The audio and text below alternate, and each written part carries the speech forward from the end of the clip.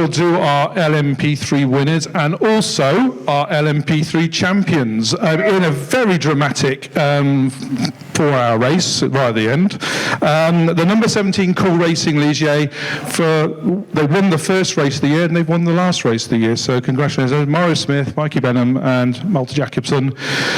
Maurice, let's talk about that. So you were up to 7th at one point in those conditions. That was an amazing run. Yeah, it was a little wet, and we were all on slicks, and the holes opened up, and I just went through them and ended up to 7th, and then it started to dry out and gradually gave those positions back to the faster cars. You had your number 13 Charles Cruz coming through, and he got ahead of you, but you didn't let him go. You were still keeping pace with him. No, he hit me in the back.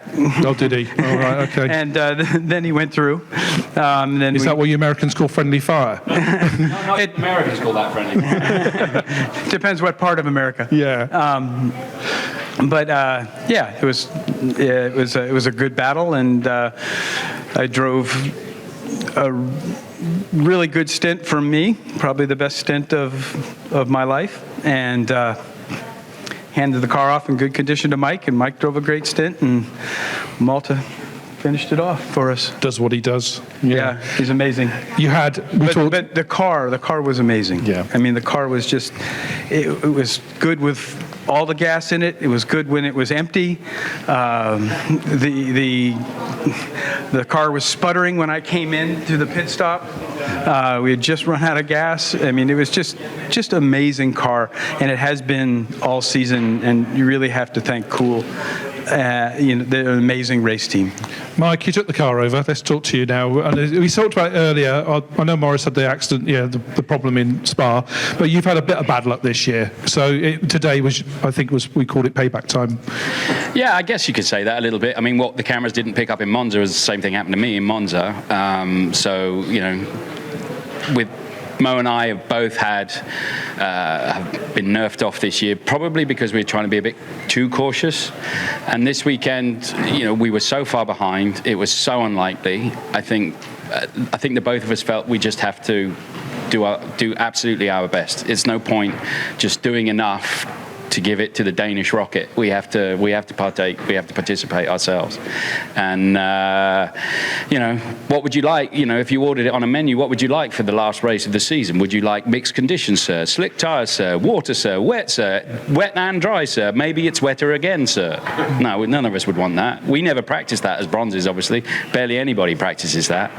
But as Mo said, our car has been amazing all year, and I think for both of us today, because it still worked really well in those horrible conditions, it gave us just enough confidence that we could push as much as we could, and without really putting the car, Mo did such a great stint that it gave me not much to do, just hold station and just keep it in the race, keep it on the track, and hopefully then when we put Malthe in the car, then things will start to move our way. So I mean, it's unbelievable. You could write a film and you wouldn't believe it. So but I think the other thing we have to say is we didn't want to win this way. We knew that something bad would have to happen to our opposition, but that doesn't make it any better.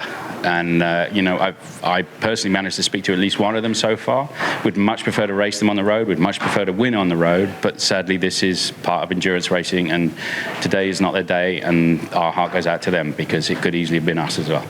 Well said. Well said. Malthe, you set history yesterday by becoming the first driver in ELMS history to take 6 from 6 in pole positions. Today, you become LMP3 champion. That's a good weekend.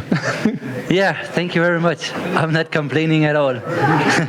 It's been an amazing season so far, and thank you very much to both Michael and Mo for sharing the car with them and managing to win the European Le Mans Series. And yeah, Cool Racing have been doing an amazing job the whole season, and we have had so much fun, which in the end is even more important than winning the championship. So How do you stay? You had such a huge gap, to the opposition, and that because they gave you a good car. You did take the lead, but obviously with the pit strategies, you managed to build up a huge lead. How difficult is it to remain? I know it was difficult out there because the conditions were changing all the time. But was it difficult to maintain a pace to keep there, or was it you just go doing what you normally do and just going as fast as you can?